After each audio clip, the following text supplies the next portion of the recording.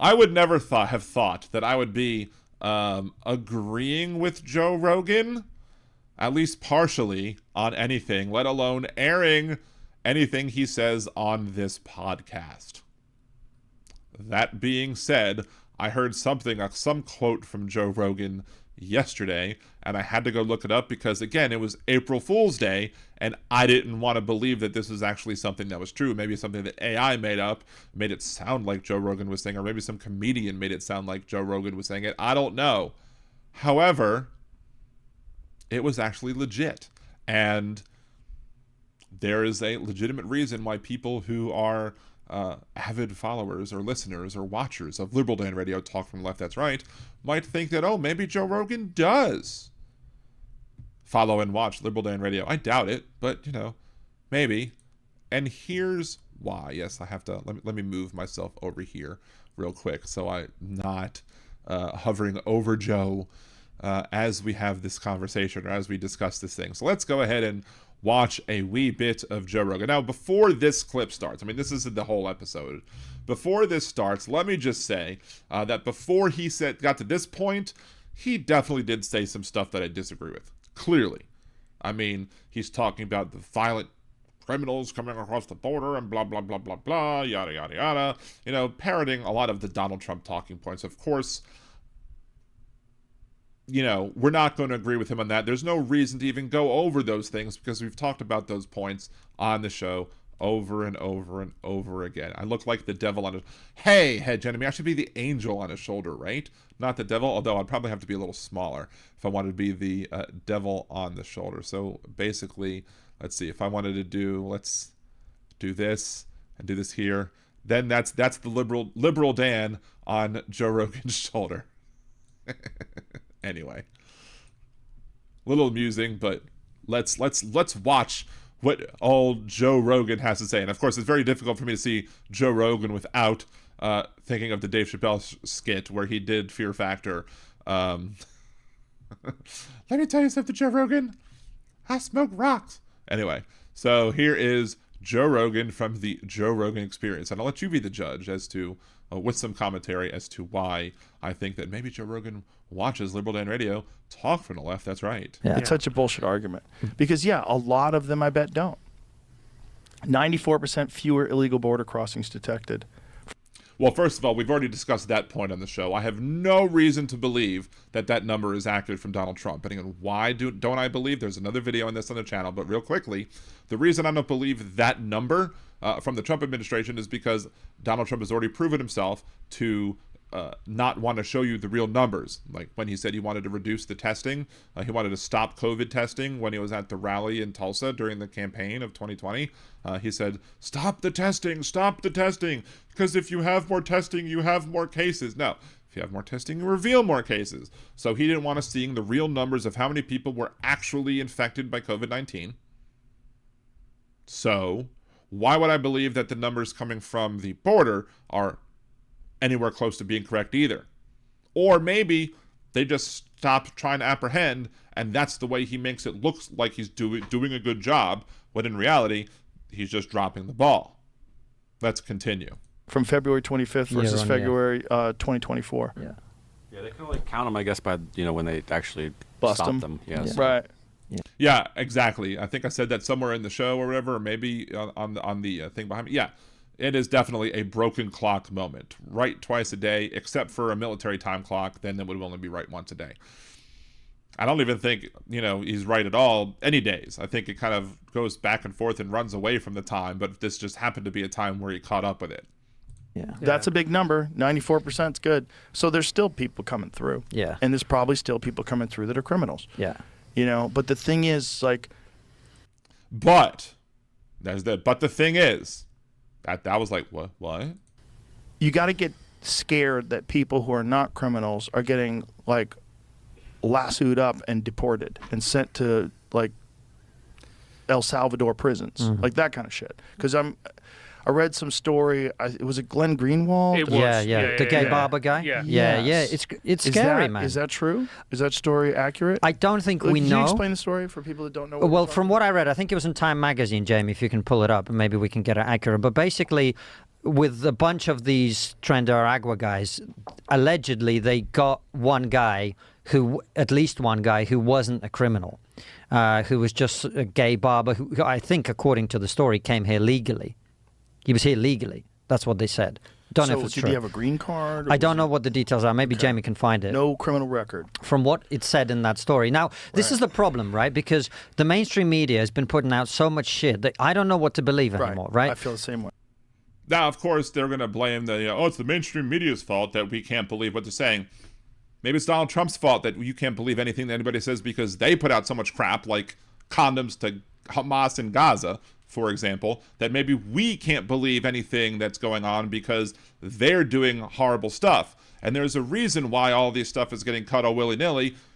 We'll get to that in a second. Let's continue. So it's difficult, but it's something that we actually brought up in one of our conversations. We interviewed the guy from the Heritage Foundation. We brought this up because I think we talked about this with Doge as well. When you do things quickly and you do things aggressively, that's how you get shit done. But that's also when mistakes get made. Right. And I think a human being being plucked out of nowhere and ending up in a country he's never been in a maximum security prison with gang members, seems like a bad thing to happen to me. It's horrific. It's horrific. I don't think that should be controversial. No, that's not controversial at all. And this is the thing, measure twice, cut once. Yeah. You go. This is kind of There crazy. you go.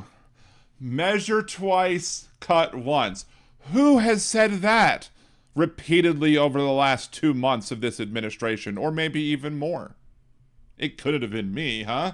I've been saying measure twice, cut once constantly. Not only is measure twice, cut once good for, carpentry, budgets, circumcisions, it's also good for when you're doing other things like, taking actions. It's a good euphemism, so to speak, for taking actions too quickly. You want to make sure that you're doing the right thing before you do it, or else you screw up. Joe freaking Rogan can see this. If Joe freaking Rogan can see that this administration is violating such things like measure twice, cut once, then everybody else should be able to see it as well. Not only is he admitting that the Trump administration deporting people who shouldn't be deported because they're actually innocent people, have nothing to do with what they're trying to deport people for. Not only did he see that, but he also used my line that I've been using about the Trump administration. Now, I know it's not a unique line to me. I know other people say that. That's why I use it, because it's something that everybody uses. But, I've been saying this for 2 months. Joe Rogan might be a little bit late to the picnic here, but I've been saying this for 2 months. Or more. Another reason why you should be listening to Liberal Dan Radio, talk from the left, that's right, Mondays and Wednesdays, 8 p.m. Central here, liberaldanradio.com or twitch.tv/liberaldanradio. But furthermore, so maybe Joe Rogan does watch Liberal Dan, maybe he doesn't. I don't know. But I know somebody who probably doesn't watch Liberal Dan Radio, talk from the left, that's right, who probably should need to watch Liberal Dan Radio, talk from the left, that's right. It's people in the Trump administration, including White House Press Secretary Caroline Leavitt, who was talking about this issue of the deportation of folks from, our country and not doing, due process, not making sure that the people who are there, and the administration has come out with 2 lines that are absolutely contradictory with each other. So let's switch back over here and see what Press Secretary Caroline Leavitt has to say. Changing subjects for 1 second, the administration has expressed a complete confidence in how all the deportation flights to El Salvador were conducted. But now that the administration has conceded that there was an error of one Salvadoran national, will there be any reviews conducted? And does the president express any thoughts on the one error that was disclosed in court last night? Well, first of all, one error that we found. There's probably more, and there's multiple errors, I believe. Now, at this point, I think we know that there's multiple errors. So it's not just one error, so the reporter is incorrect on that particular point. That being said, again, when they find that there's one error, who's to say that was the first time? There's probably many. Just like the whole Signal thing. Just because that was the one that a reporter happened to get attitude doesn't mean that was the only time they did it. And now we're seeing that there are Gmails that are happening where we're discussing our, national security issues on Gmail, on people's private email addresses and not in government email addresses. These people are all willy-nilly with our national security, but they're also, making big mistakes when it comes to this sort of thing. But let's get to the contradiction that is the White House press secretary and the White House itself on this issue and what they're saying that is absolutely contradictory. The error that you are referring to was a clerical error. It was an administrative error. The administration maintains the position that this individual who was deported to El Salvador and will not be returning to our country was a member of the brutal and vicious MS-13 gang. That is fact number one. Fact number two, we also have credible intelligence proving that this individual was involved in human trafficking. And fact number three, this individual was a member, actually a leader of the brutal MS-13 gang, which this president has designated as a foreign terrorist organization. Fact number four is that foreign terrorists do not have legal protections in the United States of America anymore, and it is within the president's executive authority and power to deport these heinous individuals from American communities. It is a promise he campaigned on. It is a promise he is keeping. And every single person in this room should be grateful for that, considering especially MS-13 is very prevalent and prominent here in the District of Columbia, in Maryland, and in Virginia. And the president, the attorney general, everyone who has been... Anyway, so, yeah, that's great. So lots of BS that was said there. Clearly lots of BS that was said there. However, the main point that we want to discuss when it comes to this is the fact that it was an administrative error, but they're convinced that he was a criminal. If it was administrative error, how are they convinced he's a criminal? How is that even possible? It either is an administrative error or he's a criminal that needs to be deported. Right? But anybody who should be deported should get due process rights, should be afforded due process rights. The Constitution specifically does not restrict due process rights to citizens. It's to all people. All people get due process under the law. Everyone. States can't deny it. The federal government can't deny it. Every single individual is afforded due process under the law by the Constitution of the United States of America, and nobody is allowed or should be allowed to circumvent the Constitution of the United States of America. That's where all laws are based on. And conservatives used to, cry about that day and night, at least until somebody they like does something that they like that is unconstitutional. Then they bend over backwards or forwards or however they want to be bent over to make excuses for those politicians. But you cannot say both things and have it be correct.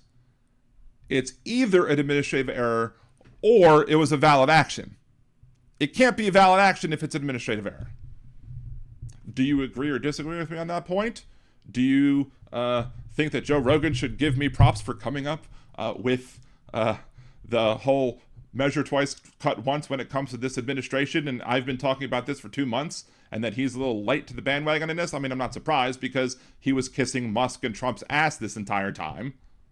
And maybe now he's learning a little bit, maybe he's finding out a little bit that this administration is acting irresponsibly. This administration is acting horribly, deplorably when it comes to their actions as it pertains to people who they want to deport, because to me it's clear that they don't give a crap who they deport as long as that person is not an American. I mean, agree with me or not? Leave your comments down below. Remember to like the video, share, subscribe to the channel, and unless you're a Nazi or supporter of what Karen Levitt says or the Trump administration does, have a good day.